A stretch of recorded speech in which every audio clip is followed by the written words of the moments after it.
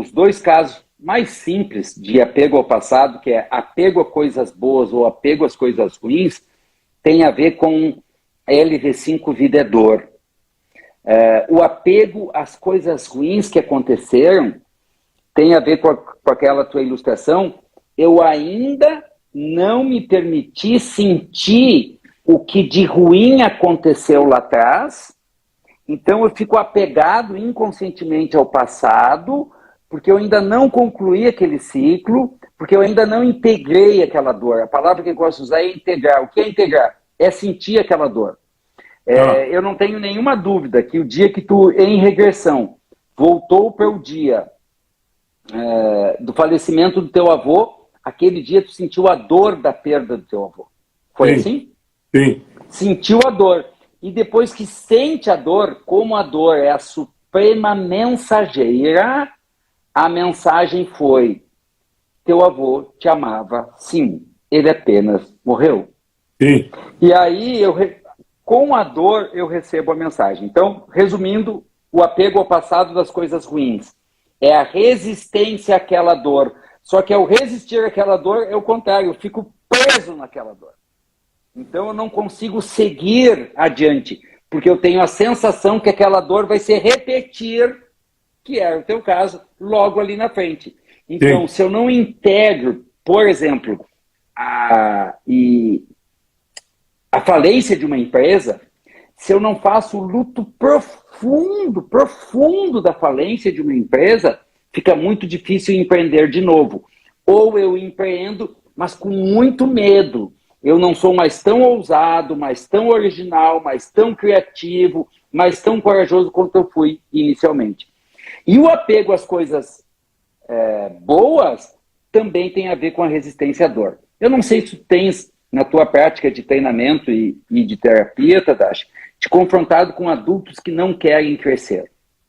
Sim, sim. Muitos apegados à infância. Tem uns que choram como criança e dizem: eu não queria ter crescido. E isso tem a ver com a vida de criança dói, mas a de adulto dói muito mais. Mas é muito mais. Tem uma música bonitinha que diz: porque um joelho ralado dói bem mais do que um coração partido. Porque quando a minha casinha bate um vento, a casinha de palito, de picolé que eu fiz, bate o vento e cai, dói, eu choro. Mas quando a minha empresa quebra, eu choro muito mais. Quando a minha coleguinha da pré-escola não quer me namorar, que tem umas criancinhas que brincam de namorar, eu fico triste. Mas quando minha mulher me deixa e parte com outro homem, dói muito mais.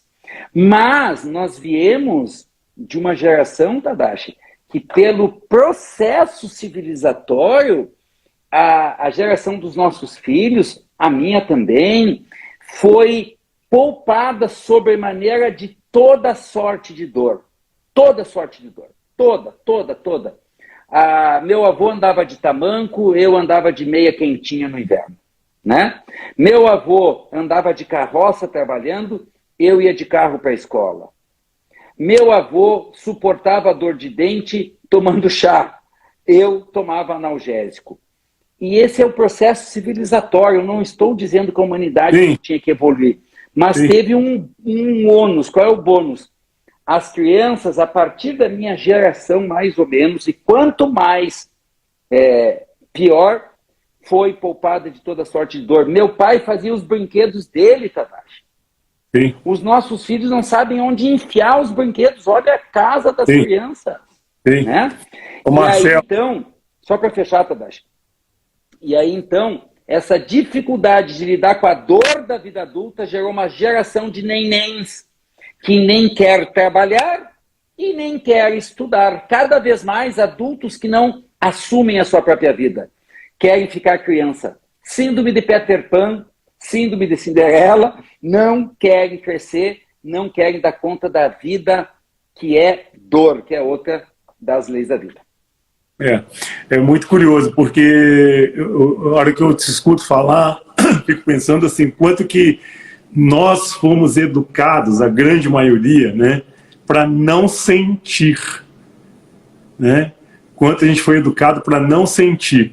E aí, esse não sentir tudo bem que tem o amor, mas também o não sentir a raiva, né? Não sentir, a gente é educado para não sentir medo, mas também não é educado para sentir coragem. Então, o que acaba acontecendo assim, que vira um bando de zumbi, né? Isso. É o que a gente vê hoje, né? Que é exatamente pessoas assim, com uma dificuldade tremenda de sentir, né? E aí é o que você fala, né? A dor é uma dádiva, né? Vou ficar caçando dor? Não, naturalmente ela virá, tá certo? Porque não tem como nessa vida, nesse plano terreno, a gente não sentir dor, né? Inevitavelmente, assim, faz parte do nosso processo evolutivo passar pelas dores, né? Passar pelos desafios, passar pelos problemas que a gente tem que passar, né? Então, o que eu fico pensando, assim, eu bato muito numa tecla, Marcel, que a gente foi educado, na grande maioria, né? Não vou generalizar, mas a grande maioria foi educado para pensar, mas não foi educado para sentir, né? Então, por exemplo, eu penso no medo, mas eu não me permito, por exemplo, sentir o medo, tá certo? Porque é ridículo, porque é para fraco, sei lá, que outras coisas mais, que crenças mais foram implantadas, né? E uma consequência disso é a síndrome do pânico. Quando tu começasse a trabalhar 30 anos Sim. atrás, não tinha a mesma quantidade de síndrome do pânico que tem hoje.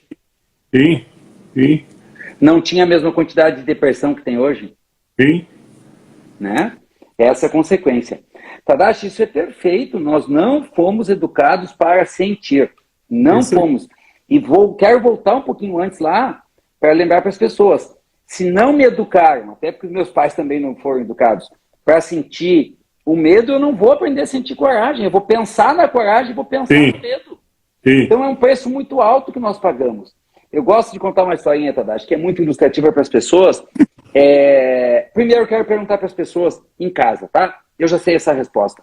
Quem aí foi educado para sentir o medo? Na escola, na empresa, na igreja, no clube de pais, no clube de filhos, sei lá eu, aonde alguém sentou e disse, vem cá que eu vou te educar a sentir o medo. Ninguém, Tadashi. Ninguém foi educado. Não. Vem cá que eu vou te ensinar a sentir a tristeza. Ninguém. Vem cá que eu vou te ensinar a sentir raiva. É o contrário. Se a criança tem um acesso de raiva no mercado, a mãe pega pela orelha e diz, eu vou te dar motivo para tu estar bravo agora. Né? Então ninguém foi educado para sentir. E aí o que acontece? Imagina a seguinte situação. Essa situação é muito ilustrativa, cai a ficha das pessoas. Tu chega em casa, pai, uma mãe, um pai e uma mãe médio, que eu chamo assim que teria esse comportamento. Tua filhinha está chorando compulsivamente porque o cachorrinho dela saiu pelo portão que ela esqueceu aberto e foi atropelado. Aí eu pergunto para os pais, né, e mães, tu chega em casa, teu filhinho está chorando, tu diria, minha filha, não? E sabe o que eles dizem, Tadashi? Não chora. Para de chorar. E aí eu pergunto, qual é o mal de chorar? O que tem de errado chorar? Aonde que nos ensinaram que chorar é errado? Mas eu também digo assim, eu nem quero me pegar o choro porque isso é o menor. É pior ainda porque esses pais médios, ou seja, a maioria, vai dizer assim, minha filha não fica, e tu sabe que 99% das pessoas completam a minha frase, Tadashi, não fica triste. E aí eu pergunto para eles, eu entendo que tu diga, mas e se a tua filhinha dissesse, tá bom, papai, não é para ficar triste, não? E fica o quê então, papai? E aí as pessoas se apavoram. Não tem outra coisa para ficar, Tadashi. Não tem outra coisa para ficar. E tem pai que compra um cachorrinho e dá outro para a criança ficar feliz. Para substituir.